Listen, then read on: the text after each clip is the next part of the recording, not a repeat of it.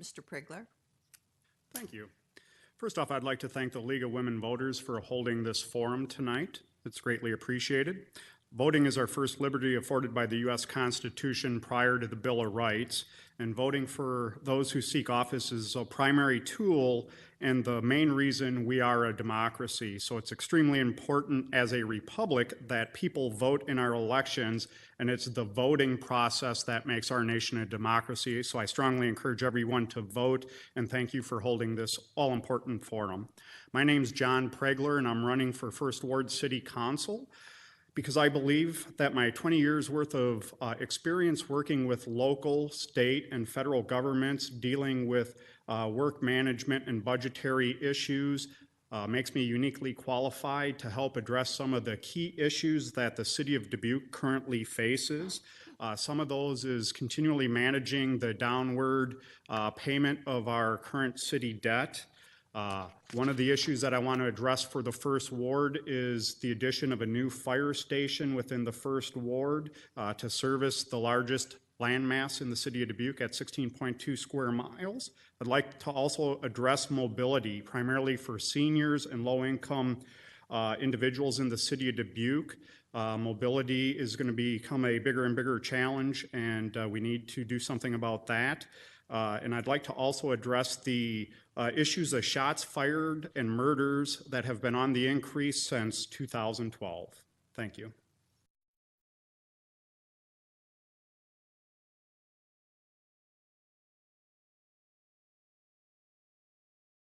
Thank you for the question. The first thing I would do is start looking at the way we are doing our land management planning and zoning, especially out towards the Southwest Arterial. A good portion of the Southwest Arterial is going to currently lie outside of the city of Dubuque.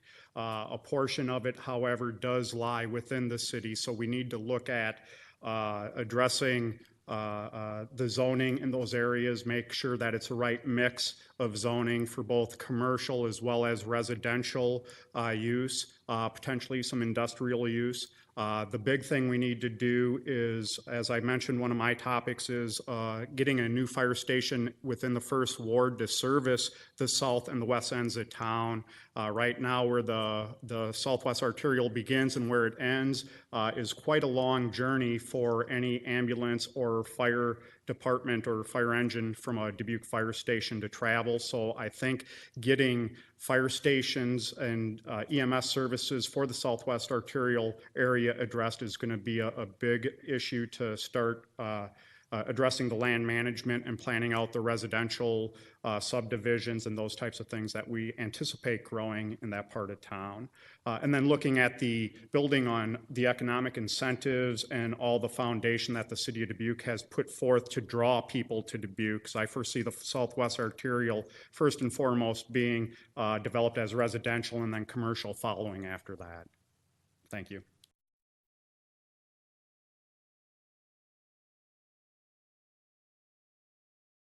Well, I grew up around city government. I've had family that has worked in city government for quite some time, going back to the mid-1970s. I have also spent a career working with municipal, county, state, and federal government agencies, helping them in their plan management and their budget management, helping them establish long-range budgets up to 65 years for infrastructure management. I've also worked closely with government agencies on work management and managerial cost aspects of running city operation, helping them do more with less by using innovative technologies, work management, and asset management principles and approaches to managing core infrastructure and programs. I also have a lot of experience working with the private sector, servicing local government. I've also have experience with outsourcing at the local government level and know where that does work and where it does not work and when it does not work. And I also know, because I'm a lifelong Dubuquer and grew up in Dubuque, half the people that work for the city are either relatives, friends, or I went to school with them. So I have a lot of insight and feedback from people who have been helping administer the city as public servants for the last 20-some years that I'll be able to draw upon.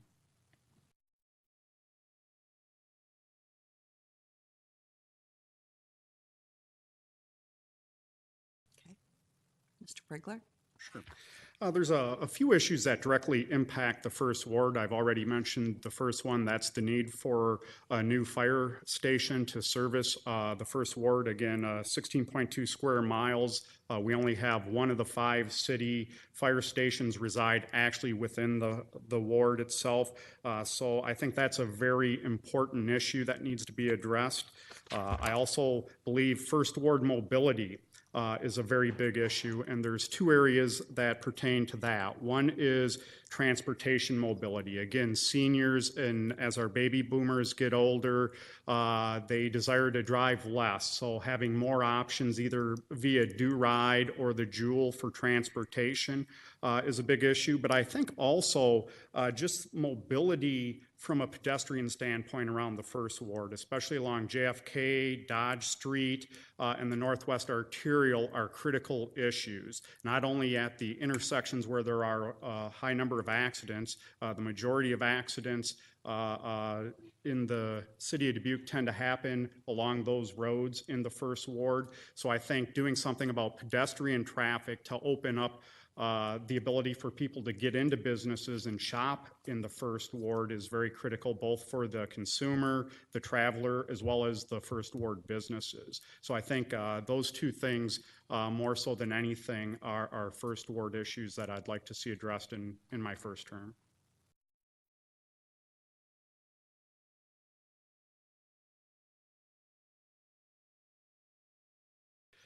That's a very good question, and it kind of ties into the complexity that we face as a city, especially with our current debt load that we have. Right now, speaking of crime, we have mentioned the cameras that have been put up around town. In the last budget, we had freezes or eliminations of several park positions, including a horticulturist and others. The Parks Department and more importantly, the Forestry Department is currently already understaffed and underfunded.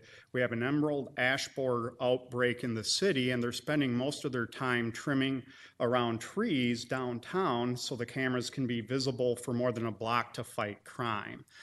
So I think we need to look at balancing our budget and lowering our debt against core critical needs and aligning our limited resources with our most key priorities. And one of them is staffing in key areas. So if we want to fight both crime as well as emerald ash borer, which is going to be a low-income issue for low-income people, it's going to have a negative impact on those folks.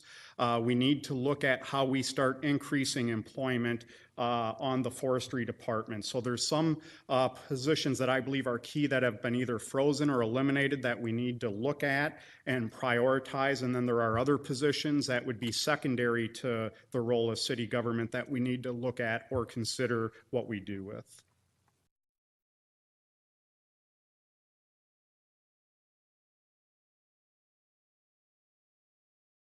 The issue is a fairly complex one in actuality, and it's going to really take a combination of the community driving through their actions, how they respond to whatever the outcome of the bottle bill is. But the city can definitely help incentivize individuals, whether it be through if we take away the cooperage from bottles, and we need to now start dealing with that. Plastic, as Brett said, we definitely need to continue to work on our recycling.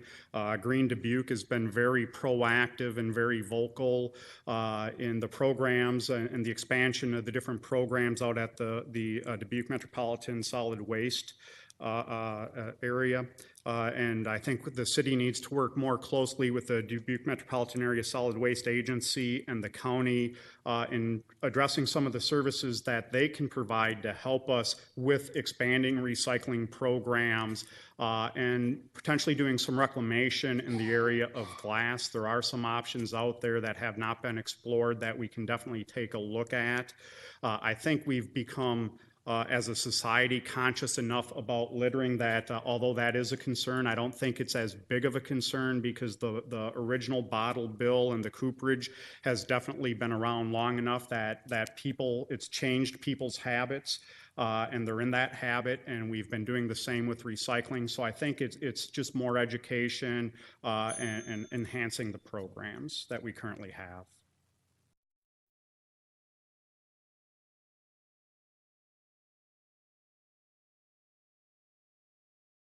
Well, we've seen, I served on the Source of Income Committee in 2015 and 2016 for the city. And one of the things we saw with the low income rental issue really was not a matter of, well, it was a matter of rising costs and taxes and expenses, but it was also coincided with a lack of rise in people's wages. And to Lou's point, a livable wage is very critical to that end. And I think the minimum wage can go a long way to help people start moving towards a livable wage. But I think we need to be careful in just raising the minimum wage across the board. A kid coming out of high school or in high school getting their first job does not necessarily need to make $15 an hour. But someone who is working 40 hours a week and has to pay rent and feed their family most definitely should be making a livable wage or a minimum standard. What that minimum standard is, I don't know. It would have to be studied further. But I would not want to see an across-the-board raise without some additional study, but I do think that people do need a livable wage to be able to afford rising costs of rent or housing, of food, and all the other services that we rely on to live, thrive, and survive.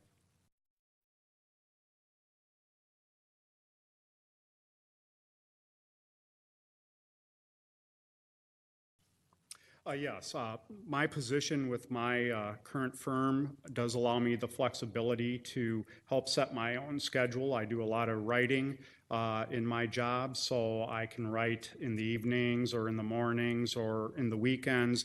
And I've discussed my campaign and my decision to run for consul with my employers, and they're fully in support of not only me running, but in me taking the time when needed to be present for city activities, for the different commissions and boards that I may serve on, as well as to be present during the February-March budget crunch.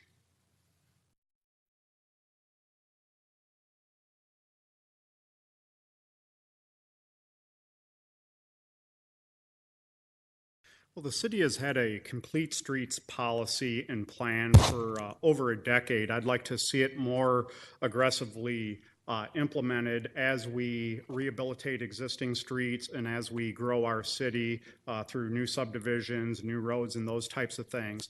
And that includes the JFK corridor study. JFK is a high traffic area at relatively high speeds. There's long stretches without any crosswalks. There are disjoined sidewalks, as you say, where there's interruption in sidewalks.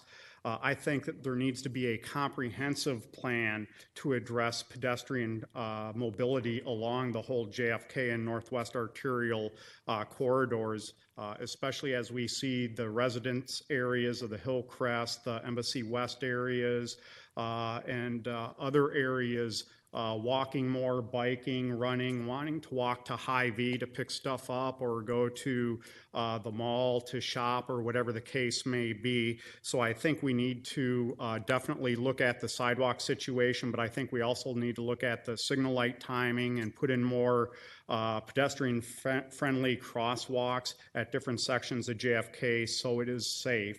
Sidewalks alone won't make it safe. We'll just make it a little bit easier to get from where the last sidewalk stopped and the next one begins. So I think we really need to look at the whole complete streets program and look at applying that through the JFK corridor study that's been undertaken.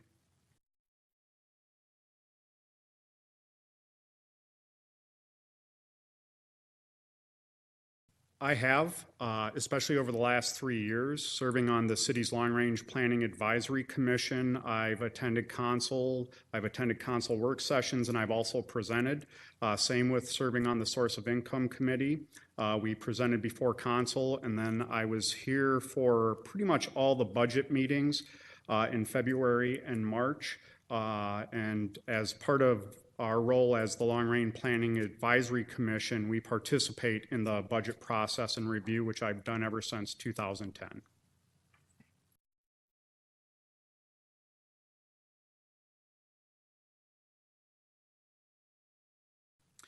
Well, I think the two biggest issues regarding safety in Dubuque really relate to crime, although Brett had indicated transportation and mobility is also a public safety issue.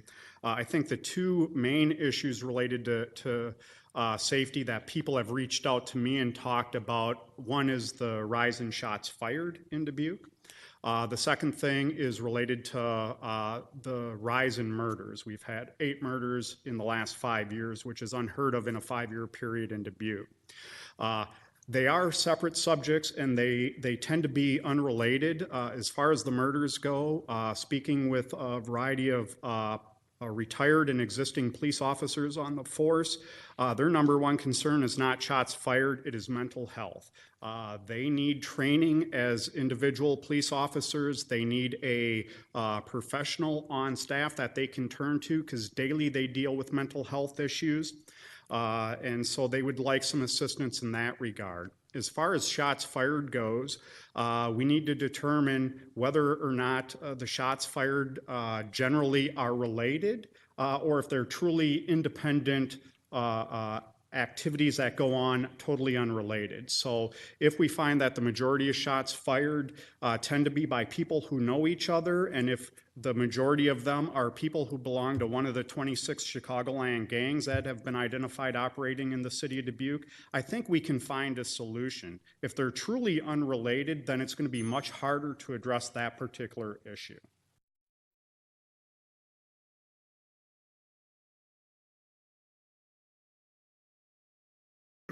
Before we can really look at expanding the curbside service, we need to address a couple issues that I know Paul Schultz and Green Dubuque have been championing related to the Dubuque Metropolitan Area Solid Waste Agency and our landfill, so we are better prepared to receive the food scraps and process them.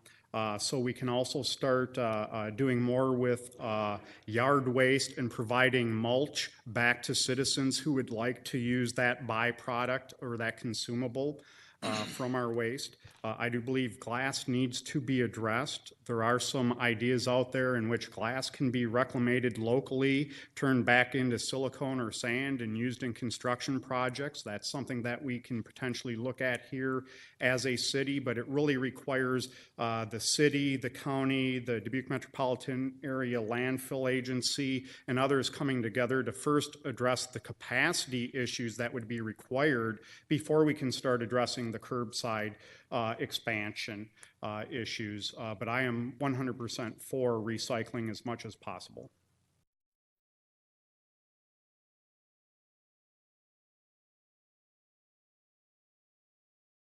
Well, the first thing we can do is we can look at existing properties, existing staff, and existing equipment. If we move the South Grandview Fire Station 5 from its current location further down South Grandview to Rockdale Road, on existing city property, our capital investment is going to be nominal. It's going to be the actual design and building of the new fire station, which could be augmented by selling the existing building and property if we so choose.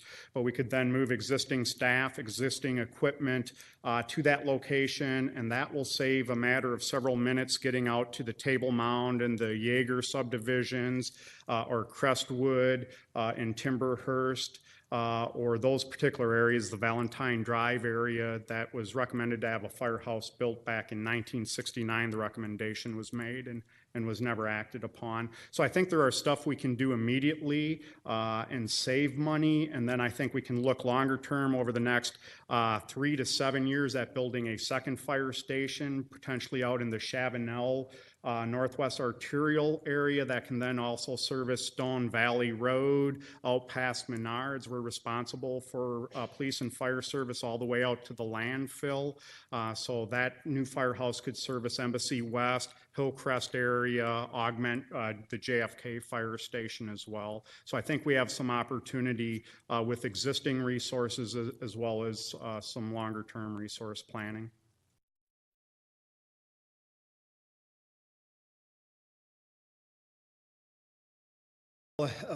Logic says we would continue with what we had started in the north side of the harbor and look at something that is more commercial, tourist, and recreational based versus industrial based. I do believe that we need to continue to look at what the different potential options are and the cost.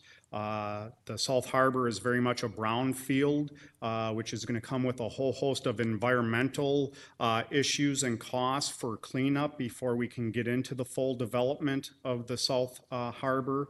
So we need to really understand what that true long-term cost is going to be to develop it, not only in preparing the land for development, but then actually developing it and weigh that against our current debt and how we're paying that down so we can maintain a debt limit that's 50% or below what our current legal debt limit is. So I think we have some challenges because of our current debt. I think in a year or two, as that debt does get paid down, if we stay on our current plan, then our ability to invest in the Southport or Chaplain Schmidt Island becomes much greater, and we have greater flexibility.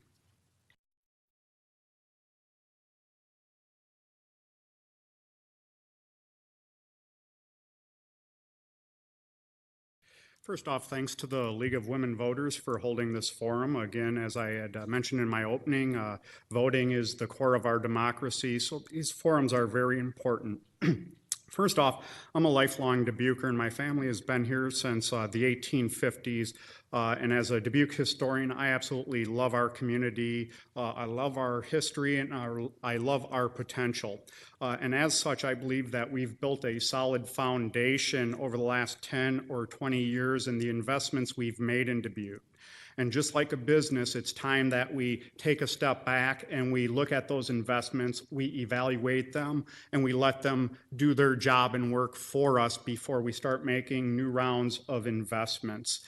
I believe also that with my experience in working with government over the last 20 plus years, I've seen that in comparison, Dubuque is a very progressive city. We are very forward thinking, and we know how to establish priorities. What I do believe we need to do, however, is manage our current city debt to get that paid down. When you have unlimited or when you have little debt, you have greater flexibility in the issues that you address. And so I think by paying our debt down, we can start making investments in other areas of the city, like the First Ward Fire Station, like increasing mobility, increasing the Jewel bus routes, expanding the Do Ride program to include non-ADA seniors so they can get around to where they need to be, especially in the First Ward. I'd like to also see expanding bus shelters for our ridership, and I'd also like to get addressed the shots fired and the mental health issues that play into the rise in crime over the last 5 years. It may have been a surprise to some this morning in the paper that crime is on the rise in Dubuque, but for some of us it's been evident over the last 5 years, so I'd like to see us get that addressed. And I think together by doing that, we can definitely continue to move Dubuque forward, and I ask for your vote on October 10th so I can help do that. Thank you.